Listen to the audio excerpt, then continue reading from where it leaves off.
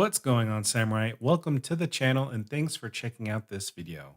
We're going to be discussing the game Realm Royale and the changes they have made in the Early Access 3 Weapons and Forge Test update.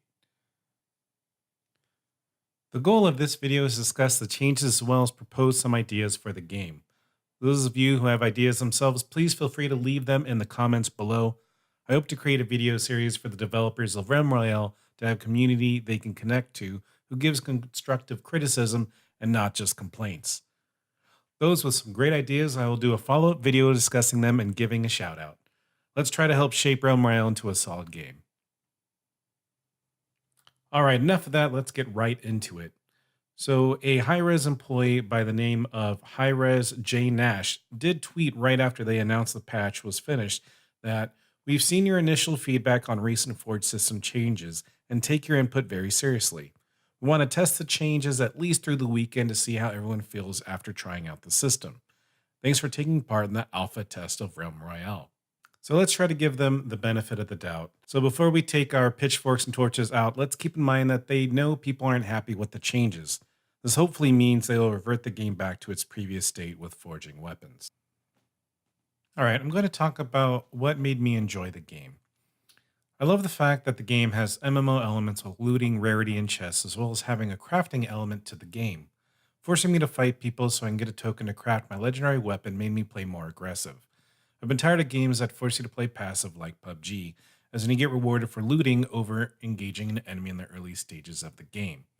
Another aspect I enjoyed is the Quake-like chaos in battle where people have movement abilities and skills going off so fights feel more dynamic and engaging.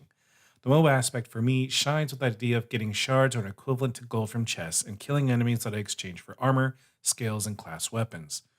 Which leads me to the forge concept that had me do rotations to different forges since you can only craft an armor piece, a class skill, and a class weapon once at each forge location. Forging created points of conflict because crafting your legendary class weapon improved your chances to win exponentially, which I found exciting.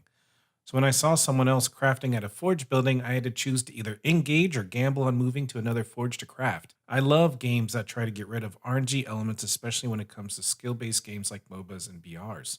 There is enough RNG in the game already in the previous patch, and knowing I had some control of potentially increasing my odds of winning was huge, which is why I generally picked my weapon over armor, as I knew it was for sure upgrade for me. Alright, let's talk about the forge changes. So in the patch notes it reads, we have made several loot changes to the weapons that come out of chests thrown across the map and what can be crafted in the forge. Crafting legendary weapons, often the first time you visit a forge, allowed players to increase their lethality at a rate that outpaced the armor collection. This resulted in a shorter time to kill in the mid-game.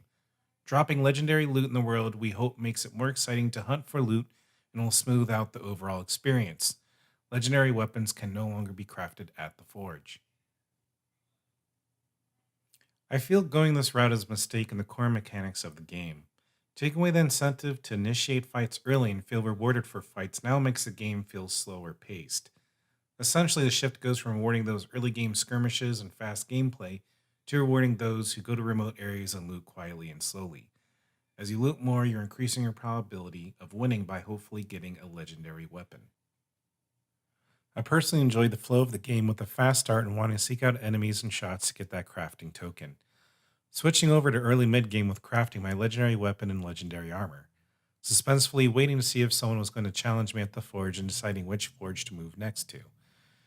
Even if I wasn't fighting, I was constantly thinking and felt engaged.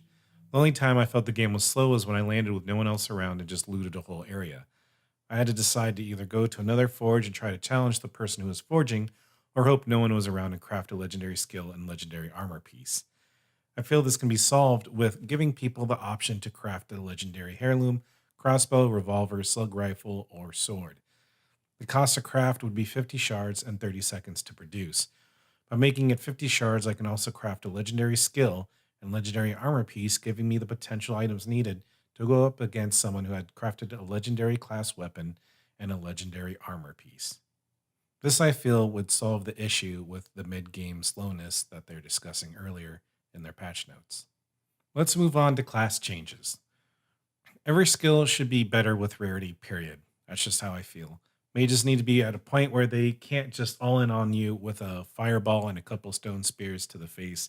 Now, I haven't tried out the new patch with the mage because honestly, I didn't really enjoy the new patch all that much. But I've seen people complain about mages being nerfed, and maybe I'll go back and try to stream a bit as a mage to see if I agree with that. Another aspect that I thought was maybe if it is as bad as people are saying, revert back to a little bit of the fireball that they had before so that they do have to all in you, but make it so that the ice block can be broken. So the initial frames you are invulnerable, but then once the ice block settles in or sets in, then players can break through it, break open the mage who's inside, and potentially engage them. Now, personally, I think assassins and hunters need a heal so that they're a little more viable in the solos and if in other situations.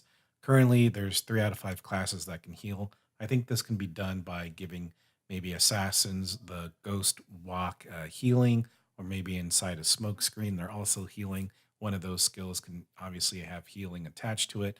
And the hunter, I think you could do it with either the withdraw, you heal for the time while you're stealthed, and or arrow blast has some kind of leeching effect where you get healed for a burst amount based on how much damage is done by the arrow blast.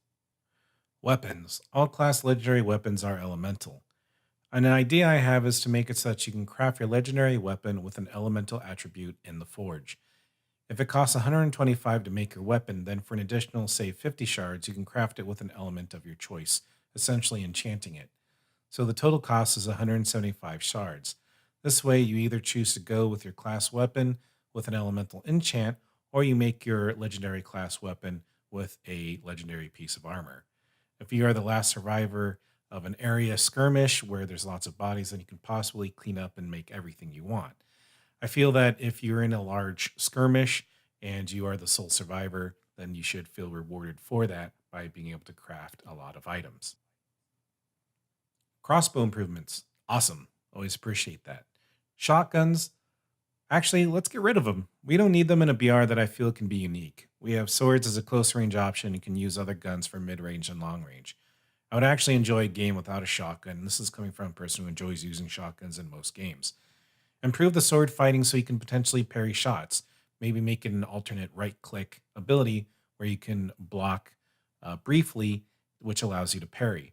I think that would make it more dynamic. There'd be some cool scenes and episodes where people are fighting each other and they're pairing and blocking each other with the sword. And I think that would definitely fit with more of the style of this game. Venom pistol improvements are nice. Hated landing and getting a venom pistol against a person with a shotgun. I would have preferred to die by a sword or dagger instead, let's be honest.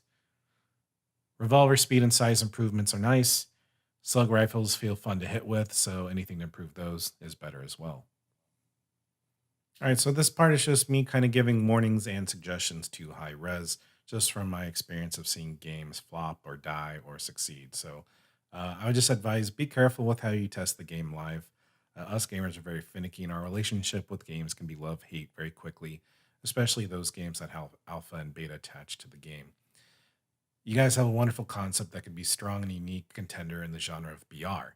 I hope those who have the power to make decisions don't focus too much on the financial aspects of the game and lose sight of just making a great all around fun game. I truly want the game to succeed, so I'll do my part to voice thoughts and any improvements that I have. And I know you can't always listen to the community, but there are times when you can stop and say, maybe everyone is yelling and screaming for a good reason.